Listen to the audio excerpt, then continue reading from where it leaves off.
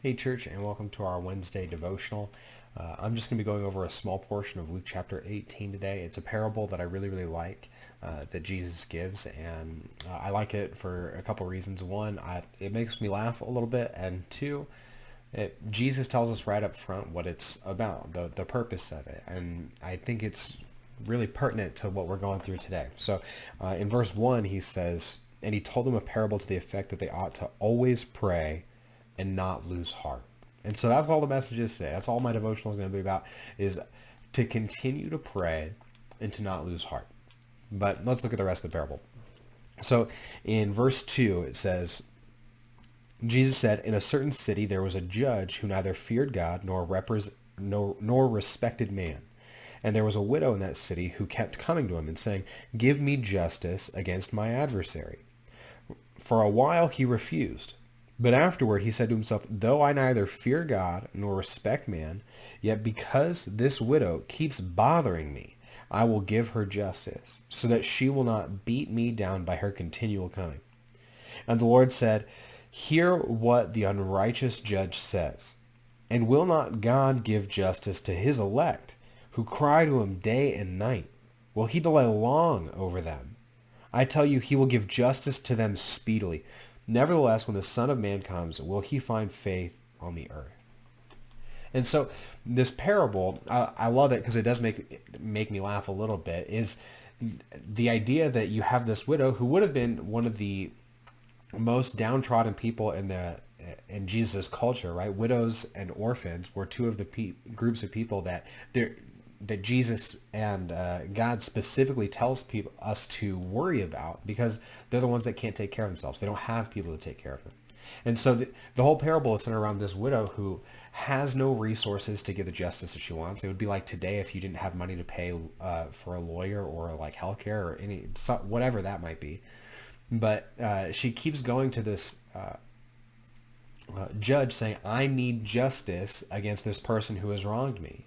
And normally, considering she doesn't have any of the resources that she would need in order to get the right help, that the judge just blows her off. But because she keeps going back to him time after time, he finally caves in and gives her this justice. And this is a tactic that children are famous for, right? The annoy them until I get what I want, right? Some of you use this on your parents. Some of your children use this on you. Maybe you use this on a spouse. But that's the whole idea behind what this lady's doing. She just keeps badgering this judge until he finally caves in. And the whole point that Jesus is trying to make is, this is something that we can wrap our minds around. This is something that we understand happens on a regular basis, where when we ask enough, even of people that have no reason to give us what we want, oftentimes they will, for no other reason than it's beneficial to them to get us off their back. But Jesus' whole point is, now, if that's the case, if you see that happen for evil people in the world, and you might be able to get justice from somebody who is at their heart unjust, right? He says this judge neither fears God nor respects man. He says, if you can get justice from people who don't fear God or respect man, then how much more can we expect that when we pray to a God who loves us, who cares about us, who has worked through all of history to have a relationship with us, how much more can we expect him to answer?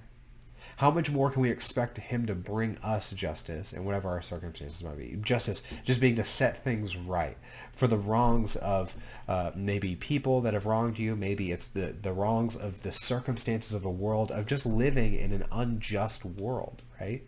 But Jesus' whole point is, hey, keep praying day and night, because God hears you and he wants you to trust him and to continue to go to him and have a relationship with him so that he can answer, right? And so the idea, right, is just at the very outset, keep praying and don't lose heart, because God does care and he will answer.